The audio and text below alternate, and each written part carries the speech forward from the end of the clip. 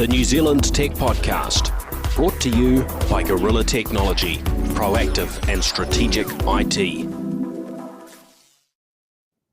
Hey folks, greetings and welcome along to the New Zealand Tech Podcast. I'm your host, Paul Spain, and great to have Bill Bennett with me again. How are you today, Bill? I'm good, thanks. Excellent. Maybe just to fill listeners in who might be new to the show, maybe you can remind everyone where you fit into this big wide world of tech and journalism in New Zealand. Well, I'm a journalist. I write about technology and business, and just recently it's been a bit more about business and a bit less about tech. But that's just how things are rolling at the moment. It comes around. Tend to specialise a bit more in what's going on in telecommunications, and I now produce a weekly newsletter on what's going on in New Zealand telecommunications, which is out every Friday. Excellent. Oh, that's good. Well, folks should definitely make a point of heading across to billbennett.co.nz and signing up for that if they're not already on the list, right? Yeah. You're welcome. Good. And look, thank you to our show partners, 2 Degrees, Vodafone, Spark, HP, Gorilla Technology, Cyclone, and Aruba for their support. Now let's jump in. A fair bit going on, as always. Some on the local front, some more global, but relevant to us here in New Zealand. First up, Invisible Urban Charging have been in the media. Auckland-based firm who have some pretty innovative electric vehicle charging infrastructure, and they've been working really on the global stage, and they've announced plans to install 6,000 electric vehicle chargers in sunny Florida in the coming months. So going into sort of commercial parking locations and other parking lots. Always encouraging to see New Zealand firms taking New Zealand innovations out globally. Bill, that's quite a sale. 6,000 EV chargers. I mean, that's sort of well into the millions of dollars. That's for sure. It is, and Invisible. They're a bit invisible here as well. I mean, we don't hear much of that particular company in New Zealand. But I was actually looking at that story, thinking, I wonder what 6,000 EV chargers would do for this country if we had 6,000 new chargers put in around New Zealand. It would certainly stop that worry that you have about getting from, say, Auckland to Wellington in a Tesla, wouldn't it? Yeah, I mean, Auckland to Wellington is not really an issue from in a Tesla or probably most electric vehicles. And interestingly, we've got the situation where the range of our electric vehicles is growing, and there's more and more chargers to fill in the gaps. But yeah, certainly if Nigel Broomhall, who's the founder and CEO at Invisible Urban Charging, finds himself in a position where he wants to test a bit more of this infrastructure locally, I don't think there'd be too many complaints, right? So there's always gaps, and the more the merrier. In fact, I stopped in Turangi recently when we went up. We were going up Ruapehu, and I thought it'd be good to get a little bit of extra juice on the way from Taupo. And we stopped there. Somebody else was charging at the kind of the one fast charger that was there from ChargeNet, and we only probably had to wait a couple of minutes or so. It wasn't very long anyway. We did a few minutes, and we're away. But while we were charging, somebody else turned up and they wanted to charge. So there are times we could do with more infrastructure. But those with a Tesla are certainly in a much nicer position than those with any other electric vehicle at this point because of the number of Tesla stalls in addition to the general ones that of course are available to everyone. Yeah, and Um, there are still areas where there's not much coverage, aren't there? Yeah, look, I was looking at a trip around the South Island over the winter, and Yeah, getting from Wanaka up through Haast and up to Fox Glacier and that area. At this time of year, your vehicle's going to have a reduced range because it's colder, and if you're traveling 100 k's an hour or so, which maybe you're not on a chunk of those roads, but some of them you would be. You add all these different bits and pieces together, and it gives you, or adds up to a sort of negative range compared to the yeah, advertised range. Put it that way. And an older vehicle that's, well, older, 3 years old in my case, you end up getting this, and of course this varies from technology to technology, manufacturer to manufacturer. But with Teslas, they probably tend to drop off that 8 to 10% of range yeah, in their first sort of 3 to 5 years, and then it tends to level out. But of course, the newer ones have got a 20% more range to start with. So looking at that, thinking, oh, it could be a little bit tight at this time of year. So yeah, yeah. And as you say, I more think this, charges, bring them on. yeah, exactly. Now, also on the local front, I saw that Nano Girl Labs have launched a little creator project on Kickstarter, which looks like a really good initiative for getting young people involved with technology from a hands-on perspective, actually learning how these things are built. I'm sure, Bill, when you were growing up, there was a level of technology that youngsters could Oh yes. could learn. Certainly, when I was a crystal set to build your own Oh little radio, yes. uh, and so on. Right, so Yeah, there are these things. So, well, they've taken of that, that what was common, going back to my childhood, and their project that they're looking to get funded through this Kickstarter, is build your own Bluetooth speaker. And yeah, it looks like a fun sort of project, and it's good to see them putting something out also onto the international stage by going on Kickstarter. I think they've done absolutely with one of their cookbook projects. So yeah, it's kind of fun. yeah. It's exactly what got me started and interested in technology in the first place. When I was about 12, it would be 50 years ago now, or almost 50 years ago, my parents bought me a Philips electronic kit, which was like you could build circuits and so on. You didn't need a soldering iron. You could just string things together. And there were projects in there, like you say, a crystal radio and things like an automatic light switch where you'd wave your hand, and this was before there were LEDs. You couldn't, LEDs didn't exist at that time. Right. But I got started on that.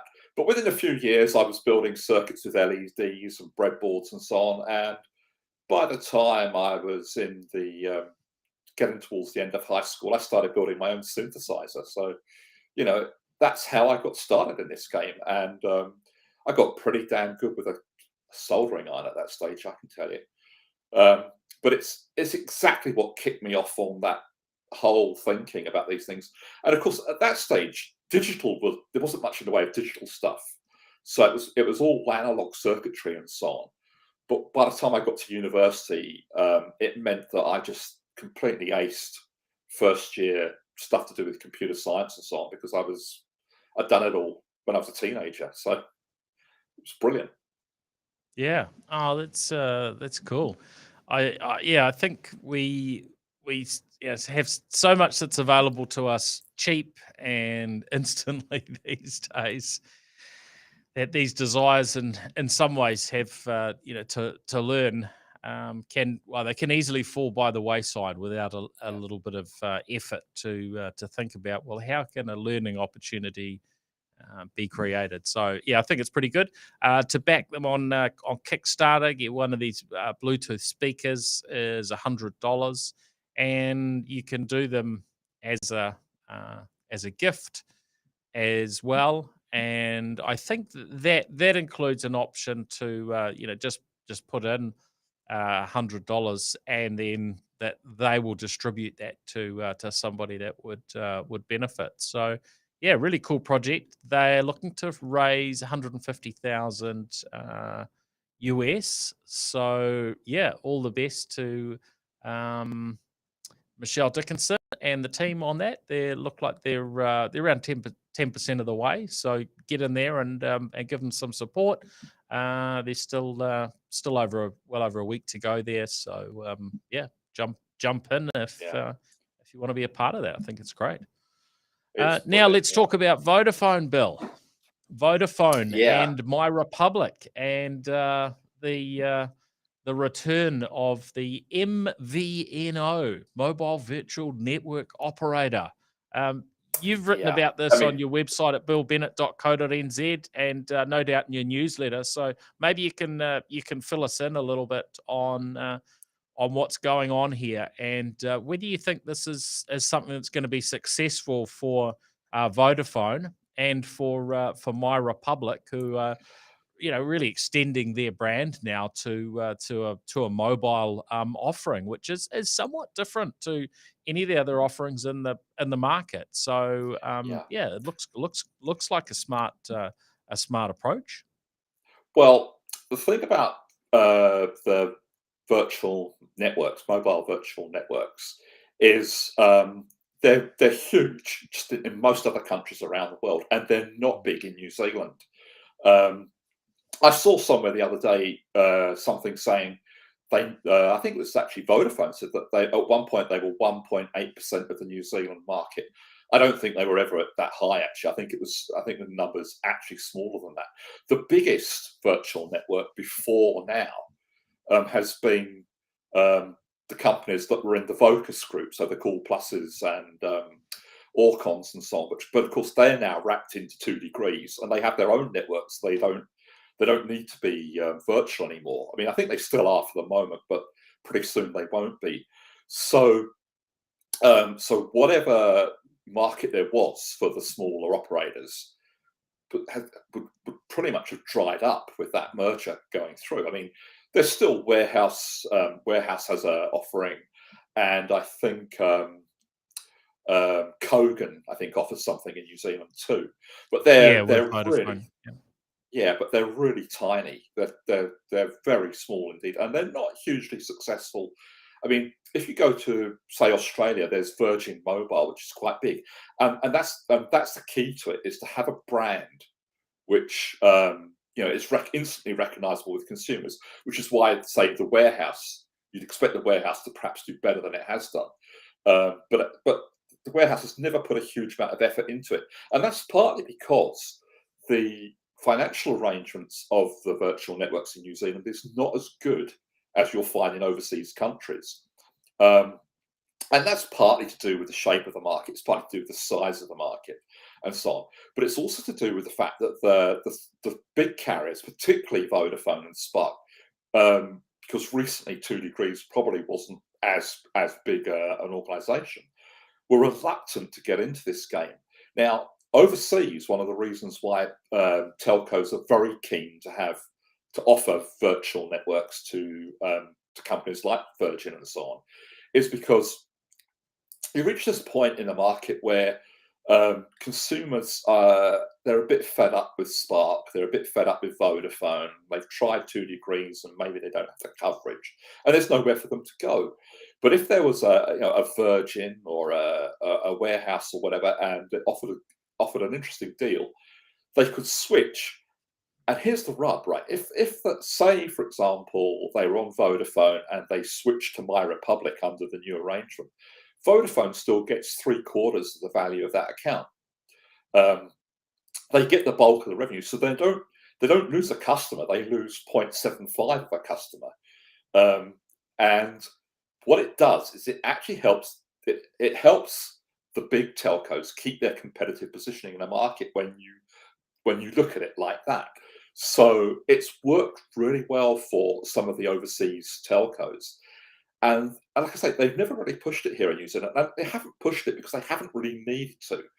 But with Vodafone coming out of the traps and saying they're going to reboot that sector and making a real effort to push it, that means that Spark and 2 Degrees are going to have to follow suit reasonably soon, or they're going to start losing overall market share to all these mini Vodafone brands that that are traveling around under other labels.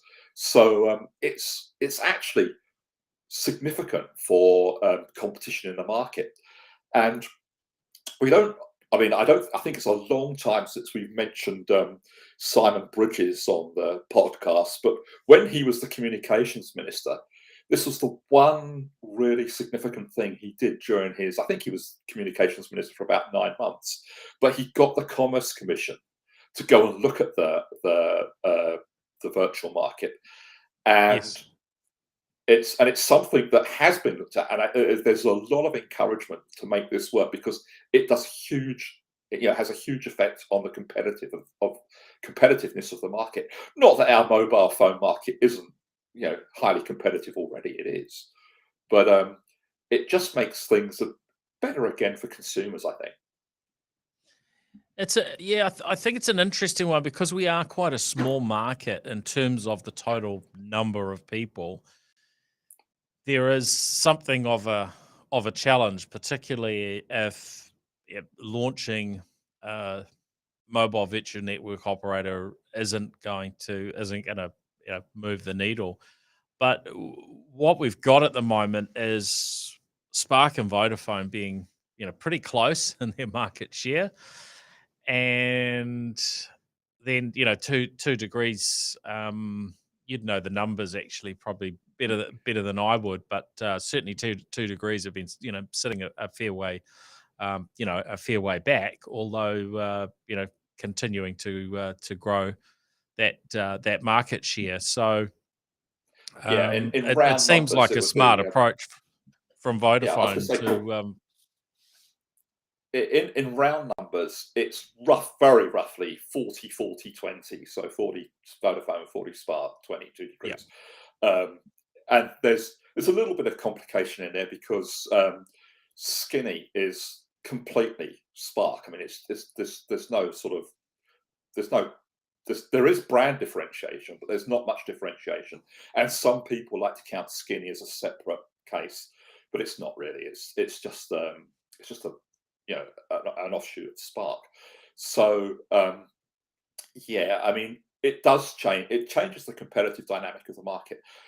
Who would be most threatened by Vodafone pushing this? I think initially it will be Spark who would probably be the most threatened. But Spark can roll out its own virtual network tomorrow. And I would imagine that somewhere deep in the bowels of the Spark building, there's a team working on it right now.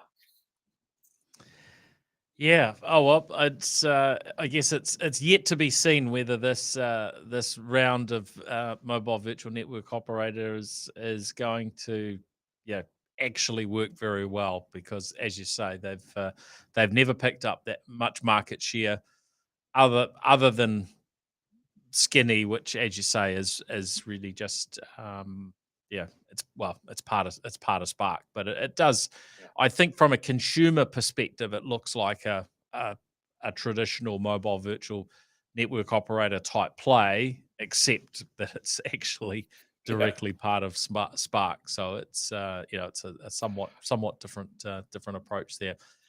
But there's something else I should mention Yeah. before we stop talking about that, and that is that in the last year there's been a huge shift of people away from prepay to postpay mobile, and that's changing the market too. And the reason that's happened is because those unlimited plans are really, really good value. So there's been a huge shift away from prepay, and that will have some impact on what happens with the virtual operators too. Yeah, now we'd be remiss not to actually go into what this arrangement sees My Republic take into the market. and they've shared with us their new plans. So they're what I've seen is three plans: Rocket Light, Rocket, and Rocket Max. So they certainly sound fast, and it aligns with the My Republic branding that we've seen over the years. And what they're talking about is rather than sort of what we're used to with unlimited data plans on our networks here in New Zealand, where you get, for instance, 40 gigs and then it slows down. What they're offering is from what I've read so far anyway, is that these are much more like a true unlimited offering, but the way that they control it is by putting a cap on the speed from the Yeah. start. Yeah. So Rocket Light is an offering that gives you 5 megabits per second. Rocket gives you 10 megabits per second, and Rocket Max gives you 20 megabits per second, uh, which for actually just individual mobile use might well suit some people pretty well. So that Rocket Light, the 5 megabits, uncapped $60 a month, Rocket 75, and then for their top the 20 megabits per second offering $100 per month. So I guess part of it's going to come down to also what they're able to offer in terms of handsets, if they delve much down that track, because it tends to be folks that are on those higher end plans who are often buying a reasonably sort of top end smartphone, Yeah. tied in to their offering. And of course, as is quite common, there's a bit of a sweetener for being a My Republic customer and having your ultra fast broadband with them. Can't quite see that with the notes I'm looking at here, but off the top of my head, it was $20 a month, and they've got a $8 a day roaming option there as well.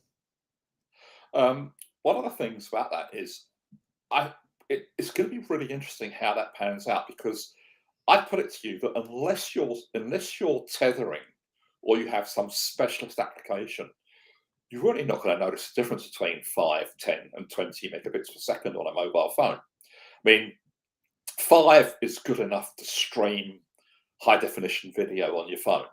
So, what are you doing with 20 megabits per second that you can't do with 5? You know, if you're, like I say, if you're tethering, yes. If you've got a high data, if you've got an application which uses a large amount of data, you'll need it. But otherwise, I think it's going to actually show up some interesting things about some interesting ideas about how we use mobile phones and how we judge what we're getting from them. I mean, if you think back to all the fuss about the introduction of 5G, when it comes to, I mean, 5G has massive implications for fixed wireless and for other applications. But on your handset, you don't notice anything different if you go from 3G to 4G to 5G, almost. I was earlier today, I was stuffing around with the router and it wasn't working. So I had to do all my work on a mobile connection. And for some reason, today I could only connect it on a 3G. I don't know why, but it was only 3G today. And the performance wasn't really any different from connecting on 5G. So, it's actually going to show some interesting insights into how that works for consumers.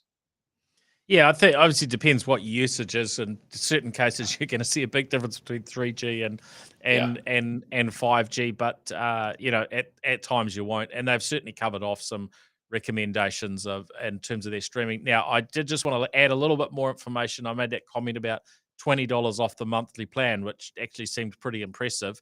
That's just for the first 3 months. After that, if you've got a fixed connection, broadband connection with My Republic, that discount drops down to $5 a month ongoing, because that was making their base $60 a month plan look pretty enticing, actually, Yeah. if that was going to be 40 ongoing. But even so, I think there will be a segment of the market that would find this quite a nice sweet spot. So I'm curious to see how it goes. I don't think they necessarily pick up a lot of customers, but it is at the higher end, which is of course these are the most valuable customers to be picking up.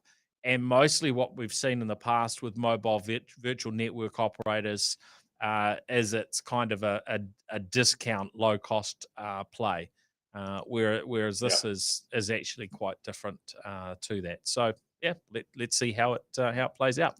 Now, lots of other things going on in the big wide world of tech.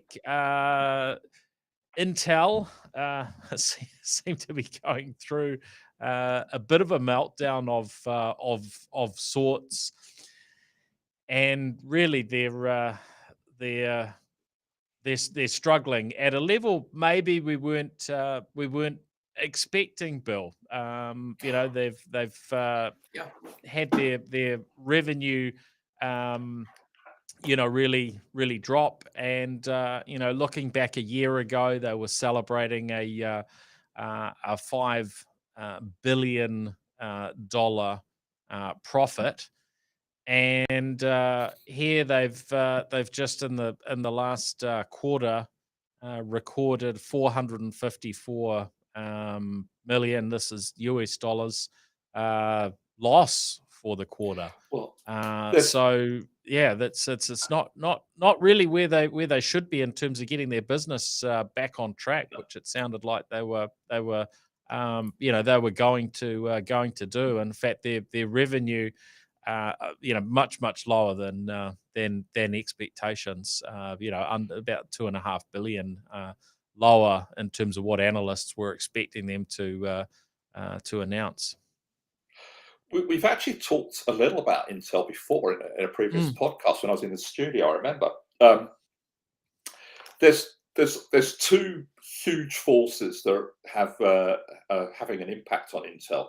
At the bottom end, or not necessarily the bottom end as such, but lower down the market, the Intel processors are being killed by Apple in the laptop market. The performance of the Apple laptops is so far out in front of the Windows Intel machines that it's not real. And it's pretty interesting if you follow the reviews in the international technology press, the reviews of laptops and so on.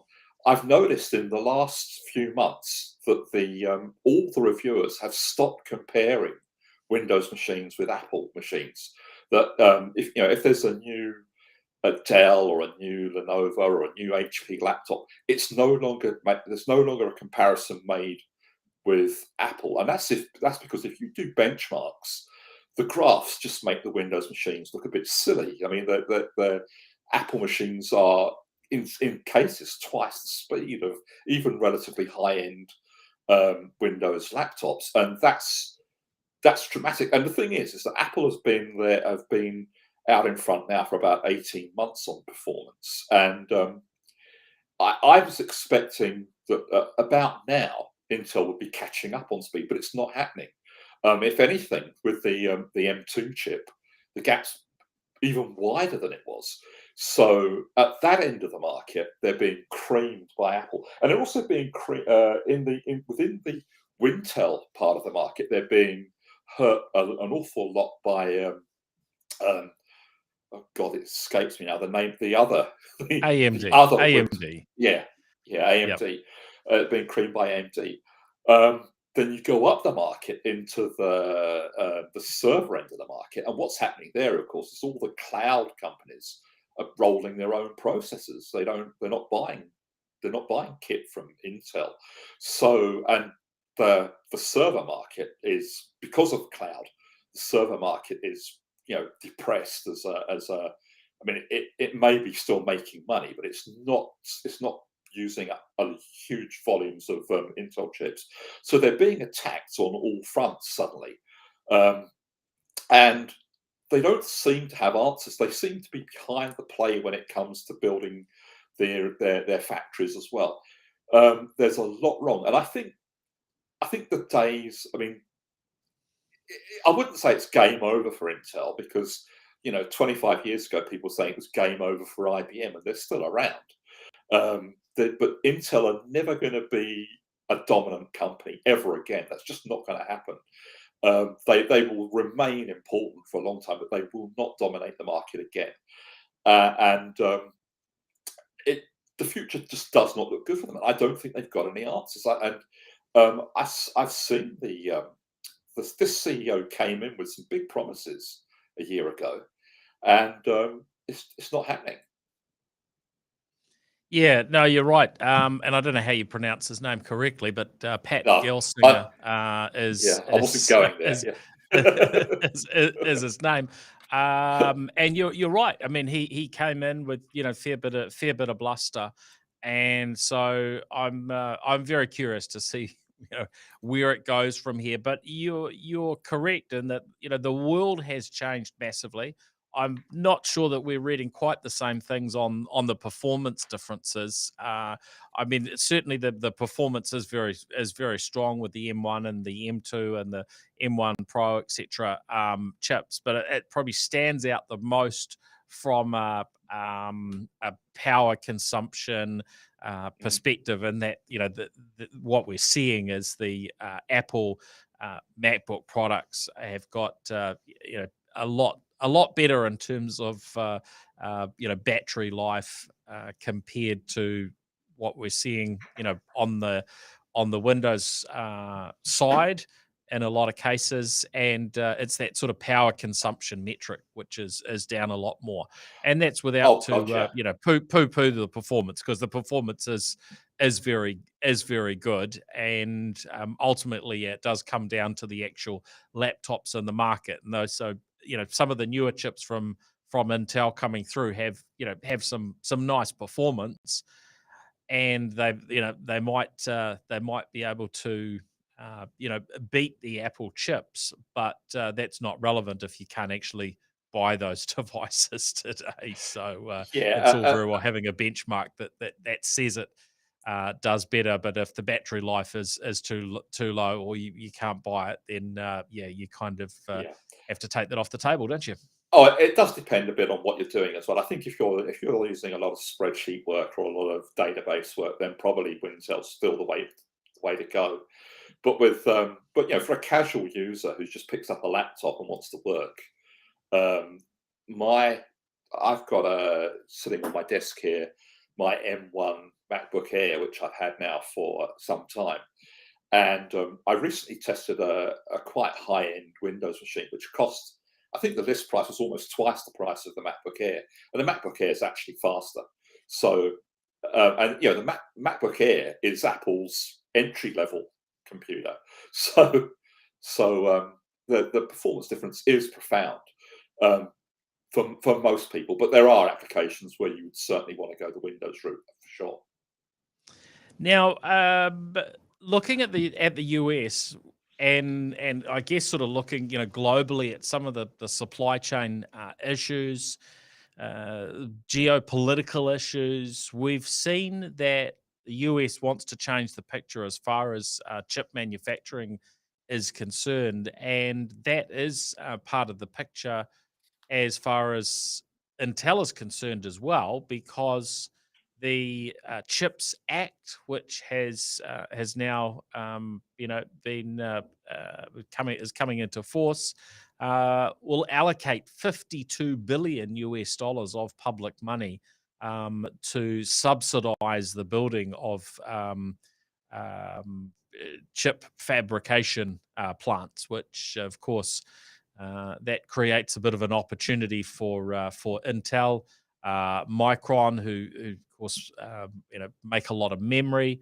They're in there as well, but these extra funds will help, but it's going to take a long time to build these new chip fabrication plants, and we might be looking at the benefits or the shift in terms of manufacturing, taking up to a decade before that maybe gets a little bit more balance to it, shall we say, where some of the risks that we have today are are addressed. So I think it's going to be very interesting to see what the next few years hold on that perspective. Now, looking at Indonesia, 275 million people live in Indonesia, and they are going to be struggling a little bit to get access to some internet services, unless they're I guess using VPNs now, because Indonesia has banned access to Steam, which is going to impact gamers, games from Epic, PayPal, and Yahoo are in there, amongst others. They failed to comply with new restrictive content moderation laws that have been put into place in Indonesia. That's pretty heavy-handed, isn't it, Bill? Oh, for sure. I mean, what's going on is it's not just Indonesia. There's been this trend towards siloing sections of the internet for some time now. So, the Russian internet experience is quite different from the Chinese experience, from the Western experience, and now, of course, from Indonesia, which is another large nation which has the ability to do this. And that's something which, is very much a thing of our times, is that we're moving into quite separate and, to a degree, disconnected internets. I mean, the global giants that we talk about all the time, they don't really feature much in China, and they don't feature that much in Russia either. So, and yet Russia and China both have their own homegrown giants as well. So we're seeing that silo effect taking place. And as you mentioned, there's obviously some sort of geopolitical stuff going on there too.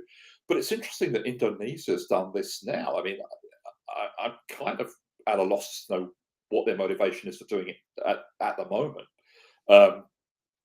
But it's certainly going to help them grow their own market. And in a way, it's a form of protectionism to do this as well. It's to, it would encourage homegrown service providers and so on to operate out of Indonesia. Yeah, and it doesn't look as though it's likely to remain, permanent in all cases, or maybe not in any cases. And I saw that that PayPal had been, granted access to continue operating for another 5 days, as of maybe 48 hours ago. So. It's going to be an interesting one to watch, but we are getting this new flavor of the internet, which is a lot more fragmented and becomes sort of somewhat unique based on where you are in the world. And there's probably some good things about that for countries to control their own destiny, but I imagine a lot of that isn't very good overall. Few No, other things that we. Oh, away you go, Bill. I was just going to mention that there's a similar thing going on, of course, in Europe with all their data protection acts and so on, where Europeans are starting to have a different experience of these things to Americans, for example. Absolutely. Yeah, it's and looks, some of what's coming out of Europe, I think, has, there's some really good upsides to that. So, let's see how it plays out. But I hope it doesn't go, quite down the track of what we've seen in China. A couple of other things wanted to touch on. We don't have too much time left, but looking at Samsung, they are adding a repair mode to their smartphones. It's at least in the Korean market, which I find like a really smart move, and it's basically effectively to hide your data on your phone if it has to go in for repair. And look, I mean, just just seems to make sense, doesn't it? Why don't all phones have this? If you need to send a phone in for repair, and an ability to flip it into that mode, obviously depends what it is, whether you've actually got any control of it at all. And there are other cases where sometimes your phone just needs a complete wipe. But I think from a privacy perspective, this sounds like it should be the new normal. Well, well, let me tell you, there's a dark side to this. You're quite right. There's a light side to it, and you just mentioned that.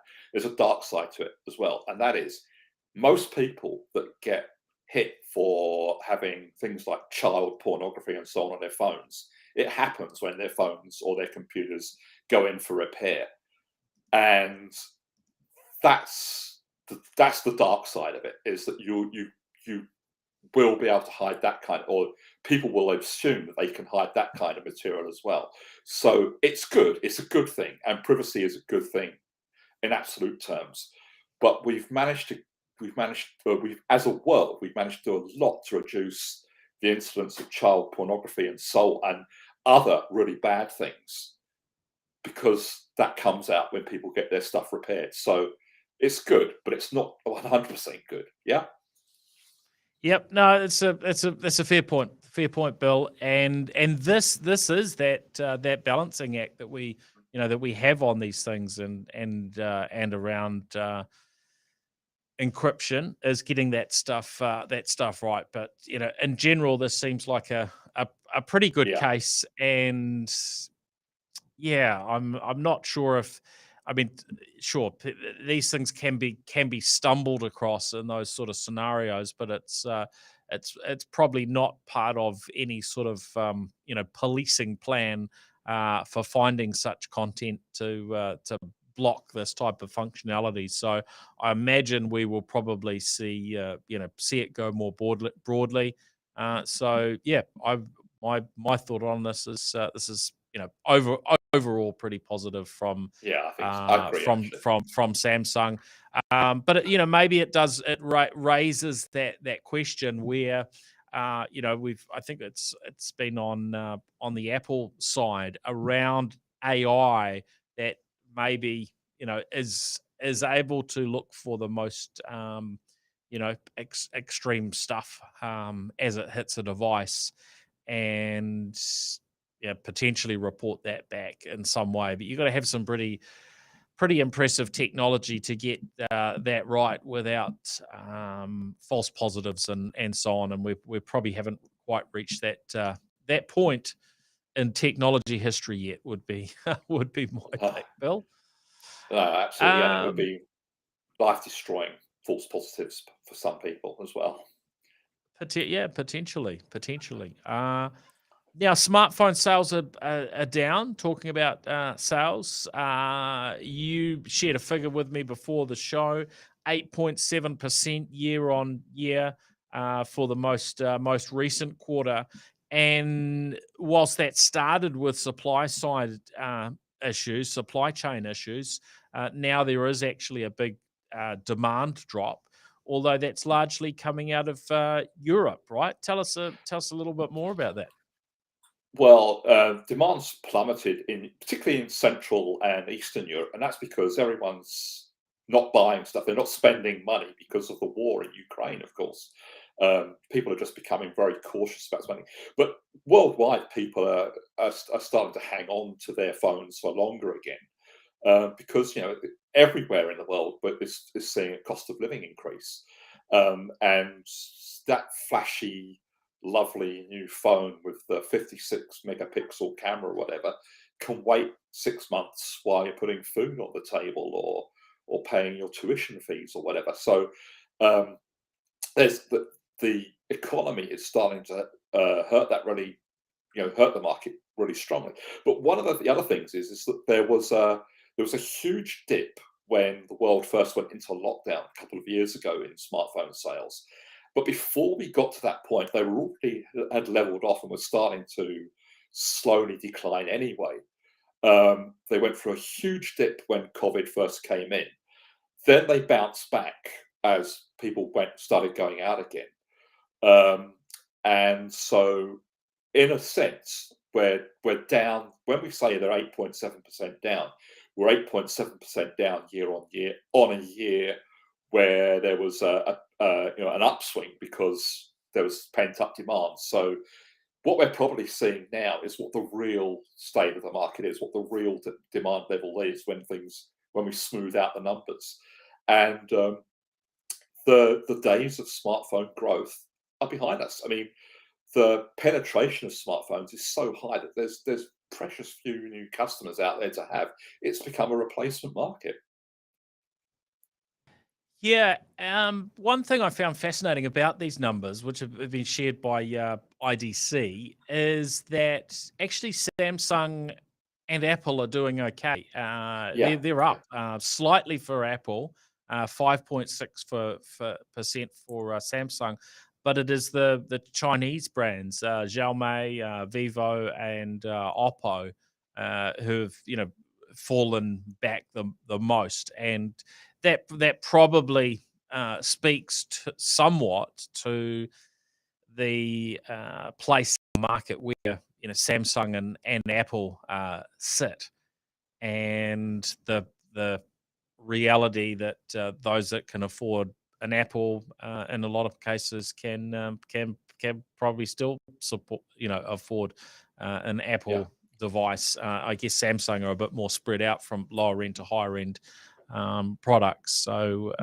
yeah, quite fascinating. I don't really know what else to say about that. I think there's from a consumerism aspect where we maybe don't need to be changing our phones as often as some of us might do, and we're also seeing devices supported for longer with security updates and operating system updates, which helps with the longevity of phones as well. So there's probably some positives in there for lots of the general population, but maybe not so much if you're working inside those firms or you've Yeah, invested I in them. mean, the other thing, Paul, is that there hasn't really been any dramatic innovation in phones for some time. I mean, the last big thing that happened was the foldable phones, which are still a freakishly small market. I mean, they're only a few percent of the market at best. And other than that, we've run out. I mean, there's nowhere for them to. They're just plastic or metal and glass slabs. They're fast enough. They do all the apps that you could possibly want. The cameras they continue to improve the cameras, but they were brilliant 5 years ago, and um, quite frankly, I don't use any of the extra features on the camera that have happened in the last 5 years, and most people probably don't. So we're running up against the limits of where that can go until there's a complete rethink of smartphones. And I thought that folding would be that rethink, but it's just a bit too expensive and it's just not quite there yet. So a breakthrough in foldable phones could change this, but otherwise we need the model needs to change. Yeah, look, I think we've just got to a point of maturity, and things will be somewhat different going forward. You've raised good points there. Certainly, looking back a decade ago, we were seeing, there was just constant Yeah, evolution and much bigger improvements. But now those things have been largely ticked off. It is more of an incremental thing today. So yeah. there we go. Well, there's probably a few more things I would have liked to delved into, but I think we're out of time, Bill. So it's been great to catch up, great to chat through what's going on in the big wide world of technology. If folks do want to sign up for your newsletter or keep up to date with what you're publishing, just a reminder of your website URL. BillBennett.co.nz with two N's and two T's. Excellent. Thank That's you, it. Bill. And also thank you to our show partners, Cyclone, Aruba, Gorilla Technology, HP, Spark, Vodafone, and 2 Degrees for their support. And for those that are maybe have been watching the live stream, you can, of course, find us through your favorite podcast app, whether that's Apple Podcasts or Google Podcasts, Spotify, or any of the varying other players like Pocket Casts, which is my favorite.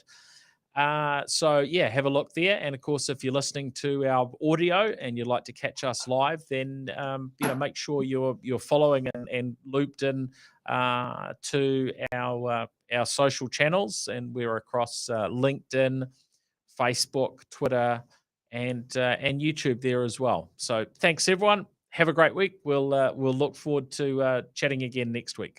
All right, see ya. The New Zealand Tech Podcast, brought to you by Gorilla Technology, proactive and strategic IT.